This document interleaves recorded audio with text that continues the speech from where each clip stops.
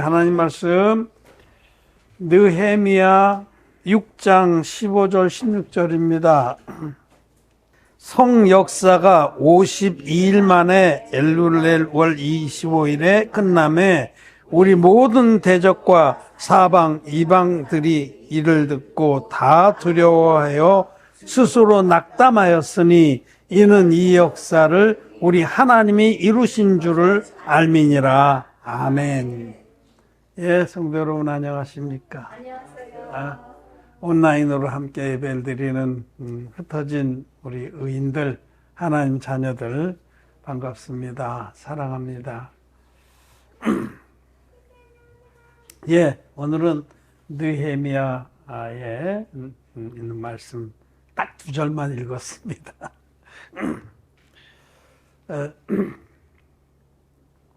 그 에스라나 느헤미야서는 이스라엘 그 유다 왕국이 멸망한 후에 있었던 일들을 기록하고 있습니다. 유다 왕국이 기원전 586년에 멸망을 했어요. 예수님 오시기 전에 586년에 멸망을 하고 많은 사람들이 그 메대 느부갓네살 왕에 의해서 포로로 끌려갔어요. 그때 성전에 그 귀한 그 기구들, 그릇들도 다 뺏겼습니다. 유다 왕국은 완전히 붕괴돼서 귀인들, 왕족들, 제사장들, 학자들 이런 사람, 유다 왕국을 지탱하고 있던 그런 인물들은 다 포로로 잡혀갔어요. 그때 다니엘도 잡혀갔고요. 많은 사람들이 잡혀갔습니다. 그래서 거기서 이제 70년 동안에 바벨론 유수라고 그러죠. 포로로 잡혀가서 노예 생활을 하게 됩니다. 그리고 기원전 586년에 그렇게 나라는 초토화되고 끌려갔는데 하나님께서는 당신 백성을 통해서 하시는 일이 있잖아요. 이스라엘 백성은 제사장 족속입니다. 이들을 통해서 전 세계에 복음을 전하실 계획을 가지고 계신 거예요. 그래서 그 계획대로 이 모든 하나님의 섭리 안에 있는 겁니다. 이스라엘 백성이 너무 하나님의 그 진리를 떠나고 말씀을 떠나서 만오리 행했기 때문에 그렇게 징계하신 거거든요. 그렇지만은 하나님의 뜻은 당신의 민족을 통해서, 백성을 통해서 여전히 전 세계에 구원의 빛을 비춰주는 것이었습니다. 그래서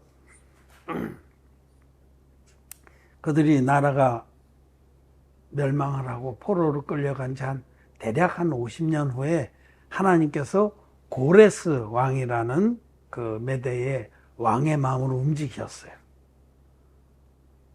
그 이방 왕인데 그 마음으로 움직여서 그가 하나님을 경외하는 마음으로 그 포로 중에서 일부를 그 성전을 재건하도록 보내줍니다.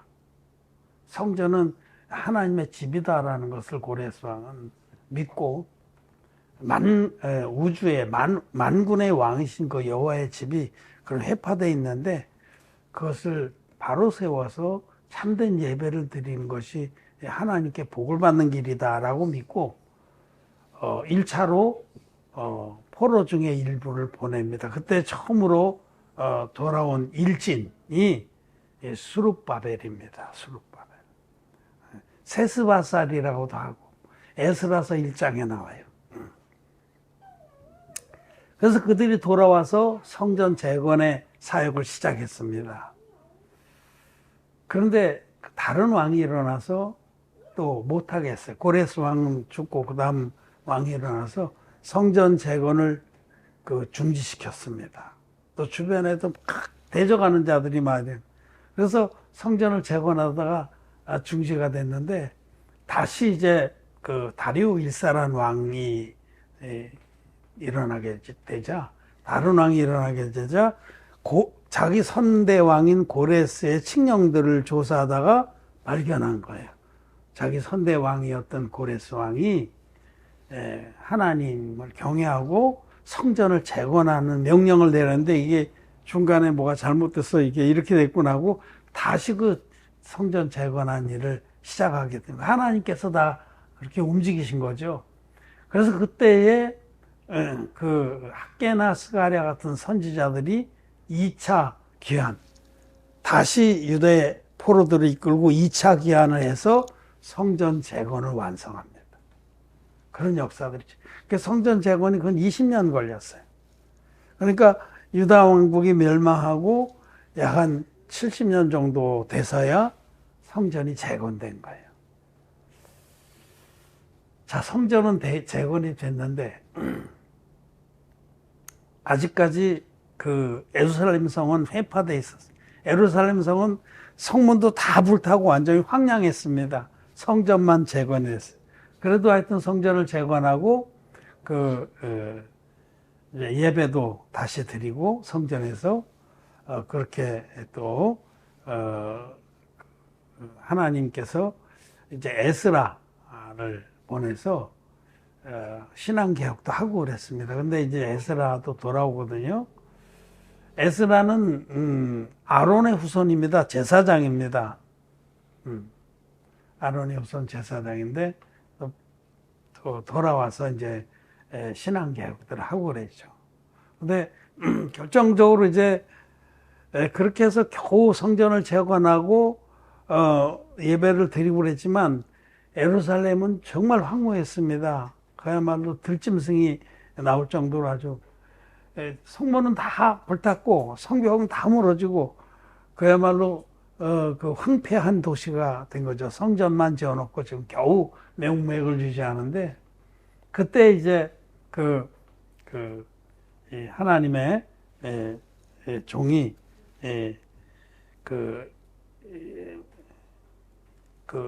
이제 페르시아 왕국이 선 거예요. 메대 왕국이 끝나고 페르시아 왕국이 서서 그 왕의 술 맡은 관원장, 왕의 술 시중을 들기, 술뿐만 아니라 모든 음식 시중을 들기 때문에 왕에게 큰 영향을 미치는 그런 그 신하가 있었어요. 그분이 바로 이제 돌아온 느헤미야입니다. 느헤미야가 우리가 읽은 느헤미야서에 기록된 이 느헤미야가 그 왕의 아닥사스다 1세 왕, 그 술 맡은 관원장. 그래서 왕의 신임도 있고 그런데 얼굴이 근심이 가득했어요. 왜냐하면 자기 동생이 유대에 갔다가 예루살렘에 갔다가 다시 돌아왔는데 그 소문을 들었더니 예루살렘이 너무 처참하게 무너져서 그것 때문에 이 느헤미야가 심히 슬퍼서 통곡하고 울고 그 수심이 가득했어요. 자기는 지금 왕의 고관이 돼서 잘 먹고 잘 사는데 하나님의 도성이 그렇게 무너졌다는 소식을 듣고 그가 수심이 가득하자 그 왕이 아닥사스다 1세 왕이 물은 거예요. 왜 무슨 일이 있냐. 그러자 그가 이제 토로합니다. 그래서 왕에게 청해요. 기간을 정해주시면은 제가 가서 이 일을 속히 마치고 돌아오겠다고. 그러다 그 아닥사스 1세 왕이 이 느헤미야를 유대 땅의 총독으로 세웁니다. 그리고 그 큰 강대국이거든요. 바사 왕국은. 그 지역을 다 통일했어요. 유브라데 강부터 시작해서 중부동 제국을 다 통일한 큰 대제국인데 그 왕이 칙령을 내려서 그 해하지 말라. 느헤미야가 하는 일을 도와라. 필요한 모든 것을 공급해라. 이렇게 해서 느헤미야가 이제 또 3차 기한이에요. 3차 기한. 1차 기한은 스룹바벨의 기한이 있고 그다음에 에스라의 기한이 있고 세 번째로는 이 느헤미야의 기한이 있습니다. 그래서 왕이 허락한 대로 그 포로로 잡혀간 사람 중에서 유력한 사람들을 붙여주고 또 느부갓네살 왕이 가져간 그런 모든 기명 중에서도 아직 회복하지 못한 걸 다시 얻어서 그래서 돌아와서 이제 성벽을 재건합니다. 스룹바벨이 시작한 일은 성전을 재건한 일이었고 그 나중에 이제 중지되었다가 학개와 또 사가랴 같은 선지자들이 돌아와서 성전은 완성했는데, 그러고 나서 상당한 시간이 흘러서 그 사이에 우리가 잘 아는 에스더 왕비의 스토리도 나오는 거예요. 그거 다 이 유다 왕국이 멸망하고 나서 그 아하수에로 왕 때, 그 아하수에로 왕은 그 사이에 있는 낀 왕인데, 그 왕 때에 에스더의 그 역사도 거기 있는 겁니다. 그래서 이제 그 상당한 시간이 흘렀어요. 예, 이스라엘이 유다 왕국이 멸망하고 근 100년이나 돼서 예루살렘 성전이 재건됩니다. 근데 이제 이 예루살렘 성전을 재건하는 느헤미야가 정말 간절한 마음으로 돌아왔어요. 옛 왕국의 도성이 그렇게 황폐됐다는 소식을 듣고 그는 막 울며 왕에게 간청을 해서 허락을 얻고 모든 것들을 지원받아서 돌아와서 3일 만에, 거기 상당히 먼 거리입니다. 와서 정말 요독을 풀고 3일 만에 밤에 몇몇 사람만 데리고 성을 시찰해요. 얼마나 마음이 간절하고 다급했냐 이거죠. 근데 그 당시에는 이미 성전을 중심으로 해서 예배는 회복됐지만 거짓자들이 꽉 잡고 있었어요, 예루살렘을. 그래서 느헤미야가 돌아와서 성벽을 재건하고 모든 것들을 회복하려고 하는 걸 굉장히 싫어했습니다. 자기들이 지금 장악하고 있는 그 권세를 잃어버릴까 봐. 그중에 이제 느헤미야서 읽어보면 산발랏과 도비아라는 이름이 나오는데, 대표적인 거짓자죠. 지금으로 치면 소경 목사들하고 똑같은 거예요. 거듭나지 못한 자들이 하나님의 종들을 핍박하는 거예요. 여기 여선지도 나오는데, 그들이 굉장히 겁을 주고 해방하는 사건들이 많이 일어납니다. 느헤미야가 돌아와서 3일 만에 정탐을 다 끝내고 바로 시작했어요. 바로. 하나님과 마음이 연합한 자는 나를 따르라 하고 바로 시작했는데, 오늘 우리가 읽은 대로 성역사가 52일 만에 엘룰월 25일에 끝나매 52일 만에 딱 끝냈어요. 성문을 완전하게 재건하고 성벽을 완전하게 재건하고 성문도 다 새로 달았어요. 이제는 성이 보호되고 성 안에 거하는 자들이 이제는 평안하게 믿음의 삶을 살 수 있게 해줬다. 이런 스토리입니다. 느헤미야가 3차 귀환을 해서 하나님의 그 뜻을 깨닫고 자기 동족중 중에 마음이 연합된 자들과 돌아와서 그들의 마음을 일으켜서, 예루살렘 성이 큽니다, 제법. 그 성이 다 무너졌는데 성문은 다 불타고, 그야말로 여우 새끼들이 막 이런 시랑이나 늑대들이 막 드나들 정도로 이렇게 황폐해진 그 성을 52일 만에 완전히 재건하고 성문도 다 달았다. 이 사건을 오늘 생각해 보고자 합니다. 느헤미야와 그와 함께한 자들은 첫째 마음이 간절했습니다. 마음이 너무너무 함께 연합이 됐어요. 딱 한 가지 목적, 이 성을, 하나님의 도성을 완전하게 재건해야겠다. 그래서 그들이 여기 느헤미야서를 읽어보면 맡은 구간이 있어요. 뭐 어디 망대에서부터 어디까지는 누가 맡고 이렇게 맡아서 딱 구역이 정해져, 스스로 구역을 정하고, 누구는 자기 집에서부터 물고기의 문까지 이런 식으로 다 세분해 가지고 자기 구역을 책임지고 한 겁니다. 그러니까 막 탁탁 이가 맞아 들어가서 52일 동안 놀라운 그 역사가 일어나서 예루살렘 성을 완전하게 재건했습니다. 놀라운 역사죠. 그래서 우리는 이 사건을 통해서 오늘 보고자 하는 것은, 영적으로는 성전은 복음을 계시합니다. 성전은 죄사함 받는 곳이에요. 죄인들이 나가서 속죄 제사를 드리고 죄사함 받는, 하나님과 화목해 되는, 성전은 영적으로 복음을 계셔요. 진리의 복음. 죄사함 받지 못하는 그런 반쪽짜리 복음 말고 성경들의 복음, 물과 피로 임하신 예수 그리스도께서 완성하신 의의 복음, 누구든지 그 복음 앞에 나가서 믿으면 죄사함 받는 그 성전은 진리의 복음을 회복했다는 뜻입니다. 성벽은 교회를 계셔, 교회. 밖에서 모든 더러운 것들, 그 다음에 거짓된 것들이 들어오지 못하도록 딱 지키고 문들이 있어갖고 거듭난 자만 들어올 수 있게 하는 교회. 교회는 거듭난 의인들의 모임입니다. 거듭나지 않은 죄인들, 기독죄인들은 그 안에 거할 수가 없습니다. 그래서 성벽이 무너져서 아무나 그냥 예수 믿는다고 그러면 아무나 드나들고 그렇게 된 것은 하나님의 교회가 아닙니다. 하나님 교회는 나뉘어진 곳, 에클레시아, 세상으로부터 분리돼서 불러내진 무리, 에클레시아. 죄사함 받은 성도들의 모임, 거기 죄는 들어올 수 없습니다. 그래서 성벽을, 예루살렘 성을 재건하고 문을 닫았다는 건 교회가 견고히 섰다는 뜻입니다. 복음을 중심으로 한 교회가 견고히 섰다. 그건 하나님의 뜻입니다. 이렇게 행하신 분은 하나님이다라고 알았기 때문에 그때의 16절에 우리 모든 대적과 사면 이방 사람들이 이를 듣고 다 두려워하여 스스로 낙담하였으니 이는 이 역사를 우리 하나님이 이루신 것을 알미니라.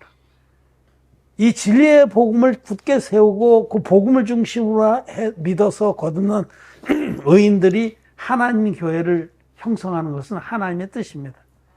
하나님이 이 일을 원하시고 또 기뻐하시면서 일을 하신 겁니다. 우리는 이 일의 은혜의 복판에 있는 자들입니다. 우리는 이 은혜를 입은 자들이. 우리가 비록 세상의 세상 사람들 눈에는 적은 무리지만은 우리가 바로 재건된 성전과 재건된 예루살렘 성에 안에 거하는 자들이에요. 우리는 하나님의 교회 안에 거하면서 진리의 복음으로 예배를 드리는 무리입니다. 이런 큰 축복이 우리에게 임한 겁니다. 이거는 하나님이 하신 일이기 때문에 거듭나지 못한 그런 기독죄인들, 하나님을 대적하는 자들은 두려워합니다. 여러분, 우리를 두려워합니다. 아무도 도전 못합니다. 이 일을 할 때에 그 도비아나 산발랏이나 이런 그 대적자들이 아주 여러 길로 느헤미야의 기운을 빼려고 어떤 때는 화친도 맺으려고 그러고 우리도 같이 도와주겠다. 손 안 잡았습니다. 또 어떤 때는 막 군대를 일으켜서 으름장을 놓고 그러는데 느헤미야가 두려워하지 마라. 너희는 일할 때에 한 손에는 병기를 잡고 한 손에는 기구를 잡아라. 그래서 이렇게 무슨 그 성을 쌓려면 한마도 있어야 되고 지렛대도 있어야 되고 많잖아요. 한 손에는 그런 기구를 잡고 한 손에는 창과 칼을 잡았습니다. 양손에 들고 일을 했어요. 그래서 그들이 감히 접근하지 못했죠. 우리도 그렇습니다. 우리도 한편에는 복음의 진리를 들고 한편에는 우리는 우리 스스로 자비랑하면서 일을 합니다. 이게 양손복음이라고. 양손복음. 사도 바울이 그렇게 일을 했어요. 아무도 시비 걸지 못하도록. 바울은 천막지 않은 일을 하면서 복음을 전했거든요. 오늘 우리가 자비랑 선교라고 그러는데 바로 이 느헤미야로부터 모형을 본 것입니다. 한 손에는 진리의 칼을 들고 한 손에는 기구를 잡고 그래서 일을 수행했다는 거죠. 우리는 이 에스라 느헤미야의 역사가 우리 안에 이루어졌다. 영적으로 이 일이 이루어졌다는 것을 믿습니다. 그리고 찬양합니다. 우리는 두려울 게 없습니다. 여기 이 놀라운 역사, 정말 하나님이 성전을 재건하고 성벽을 완전하게 수축하는 일을 이렇게 놀랍게 허락하셨고, 또 하나님이 친히 일을 하셨기 때문에 주변의 모든 대적들이 두려워했어요. 두려워했어요. 왜냐하면 이 역사를 이루신 분은 하나님이시라는 걸 알기 때문에. 우리가 이 무너졌던 복음, 사단마귀가 간교하게 꾀를 내서 반쪽짜리 복음, 진리의 복음에서 예수님의 세례가 빠진 이 반쪽짜리 복음으로, 가라지의 복음으로 온 세상을 덮었습니다. 그런 가운데, 즉 성전이 무너졌습니다. 복음의 성전이 무너졌고, 또 복음의 성전이 무너지면 하나님 교회도 없는 거예요. 하나님 교회가 살려면 복음의 성전이 먼저 써야 돼요. 진리의 복음이 이것이다라고 하나님께서 분명하게 세워주시고, 이 진리의 복음 믿는 의인들을 모아주셔서 예루살렘 성벽을 완성하게 하신 겁니다. 사람들 눈에는 어떻게 보일지라도 하나님이 함께 하시기 때문에 정말 놀랍고 두려운 일이 벌어진 겁니다. 이제 그 후에 우리 생각을 해봅시다. 이렇게 예루살렘 성전도 재건되고 예루살렘 성도 재건이 됐건만, 그 영적인 힘으로 이제 이스라엘 나라를 넘어서, 이스라엘 나라뿐만 아니라 넘어서 모든 족속에게 진리의 빛을 발했어야 되는 거예요. 그러기 위해서는 성전 중심의 분명한 복음이 지켜졌어야 되고, 이 안에 거하는 의인들이 하나님의 그 섭리 안에서 먼 데를 바라보고 나갔어야 됩니다. 그런데 알다시피 마지막 선지자가 말라기입니다. 그 말라기가 이제 우리의 기록된 성경으로 이 그 다음 세대를 알 수 있게.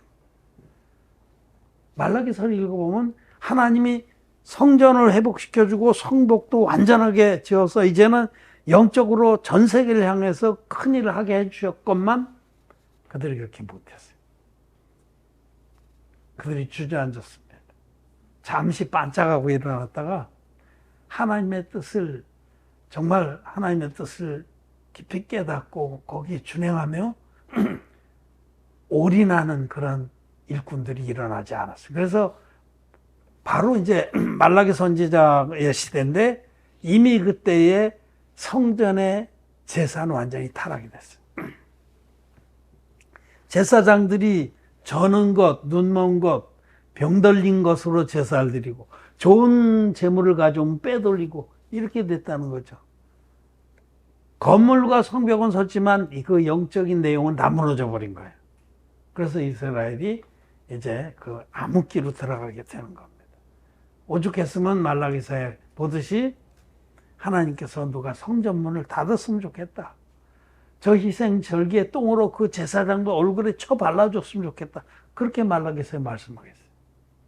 자, 우리는 이 에스라서부터 시작해서 느헤미야서 말라기까지 이어지는 이스라엘 역사의 한 100년, 이 한 100년 동안의 이야기입니다. 이것이 100년 동안의 이야기를 보면서 우리들은 아주 큰 교훈을 받아야 합니다.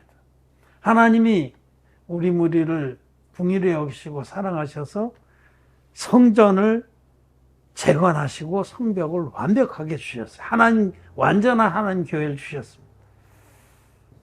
우리는 절대로 아무나 이 성문 안에 들어오게 못합니다.